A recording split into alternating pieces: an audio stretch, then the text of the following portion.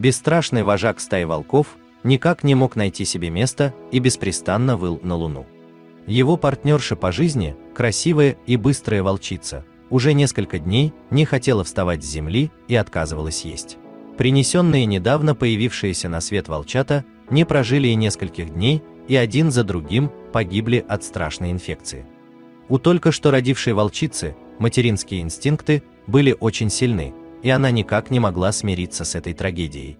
Даже ее партнер, самый сильный и быстрый среди всей стаи, хищник, никак не мог помочь волчице справиться с этой невосполнимой утратой.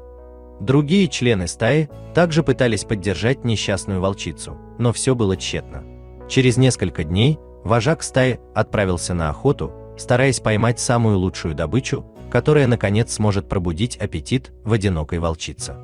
Внезапно вожак услышал где-то поблизости слабый, едва различимый писк.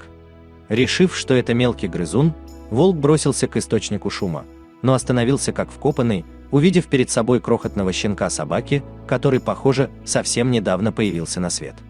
Вожак, уверенный, что щенок совершенно не заинтересует голодную волчицу, собирался продолжить свою охоту, но брошенный детеныш, словно почувствовав, что рядом кто-то находится, начал жалобно пищать и скулить. Это заставило волка остановиться, ведь он сам только что потерял всех своих новорожденных волчат. Волк аккуратно взял щенка в зубы и ча вместе с ним обратно к стае. Добравшись до места, вожак подошел к своей волчице и положил прямо перед ней маленького щенка. Волчица даже не обернулась. А вот щенок, почувствовав манящий запах теплого молока, подполз к ее груди и начал жадно ее сосать. Через несколько мгновений волчица наконец оживилась. Она не прогнала чужого детеныша, а наоборот начала тщательно его вылизывать. Вожак с удивлением смотрел на волчицу, которая благодаря материнскому инстинкту приняла совершенно чужого щенка. Благодаря питательному молоку детеныш очень быстро пошел на поправку и набрался сил, а к волчице вновь вернулся вкус к жизни. Щенок рос рядом с маленькими волчатами других волчиц и во многом копировал их поведение. Вожак стаи даже брал щенка с собой на охоту, признавая крепкую связь с воспитывающей его волчицей. И все же лидер стаи понимал, что детенышу собаки не место в стае. Его дом там, среди людей. Если авторитет вожака среди стаи по какой-либо причине ослабнет или его убьют, остальные волки могут просто разорвать щенка на куски.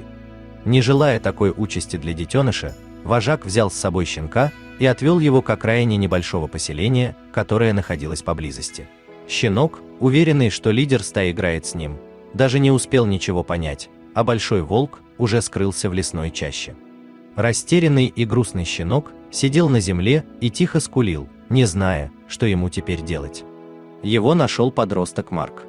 Юноша подхватил кроху собачку на руки и помчался домой, думая при этом, как уговорить папу оставить питомца себе.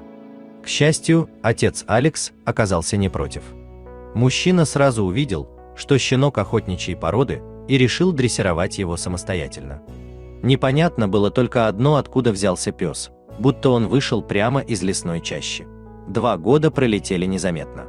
Щенок, которого назвали Тор, за это время вырос в крупного, красивого пса, который стал верным другом и помощником для своих хозяев. Алекс не мог нарадоваться тому, как Тор отлично ориентировался даже в глухой лесной чаще. Охота вместе с ним практически всегда была удачной, так как пес безошибочно брал след любой добычи. Владелец собаки часто с улыбкой говорил, что для Тора лес словно родной дом, и его постоянно тянуло туда, словно магнитом. Кроме того, после очередной охоты Тор всегда безошибочно приводил хозяев домой. Так что они просто шли за ним следом, зная, что другие ориентиры им не понадобятся. Но что еще больше удивляло Алекса, это категорический отказ собаки охотиться на волков. Если люди начинали охоту на серых лесных хищников, Тор просто садился на землю, и никакие уговоры не могли заставить его выслеживать добычу. В конце концов, Алекс смирился с этим, ведь во всем остальном Тор был просто невероятно хорош. Для Марка Тор стал лучшим другом. Парень постоянно гулял с псом, дрессировал его наравне с отцом и даже спал рядом с ним. Той весной Алекс пошел на охоту на зайцев и впервые согласился взять с собой сына, решив, что тот уже достаточно взрослый. Марк запрыгал от радости, узнав, что им вместе с папой и Тором предстоит отправиться далеко в лес. Путь предстоял не близкий, но хорошо подготовленный юноша был к нему готов. Тор сопровождал хозяев, то находясь рядом с ними, то убегая куда-то в сторону, почувствовав поблизости запах добычи. В один момент Тор снова пропал из виду, а Алекс с сыном решили немного передохнуть после довольно длительного перехода. Вдруг кусты поблизости зашевелились. Марк радостно выкрикнул кличку своей собаки, но тут же замолчал, увидев, что прямо из зарослей на них надвигаются несколько голодных волков. Алекс притянул сына к себе поближе и поднял ружье, готовый стрелять по хищникам, если те нападут. Вот только мужчина прекрасно видел, что волков не меньше десятка, и у них с Марком не было ни единого шанса на спасение в прямом противостоянии со зверями. Вожак стаи грозно двинулся навстречу людям, и в этот момент прямо перед ним выскочил Тор. Вместо того, чтобы залаять, он приветливо замахал хвостом. Лидер стаи грозно зарычал и принюхался к охотничьей собаке, словно собираясь разорвать ее в клочья. Но вместо этого вожак внезапно перестал рычать и дал едва заметную команду своей стае отступить обратно в лес.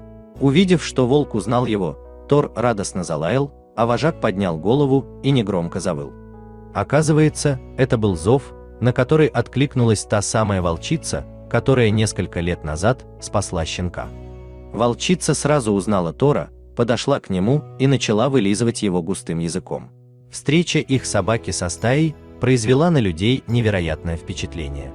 Теперь они смотрели на волков, как на мудрых существ, подаривших Тору вторую жизнь. Дорогие зрители, если вам понравилась эта история, обязательно поставьте палец вверх и поделитесь этим рассказом со своими друзьями. Если вы впервые на этом канале и еще не подписаны, рекомендую подписаться прямо сейчас, чтобы не пропустить очередную захватывающую историю.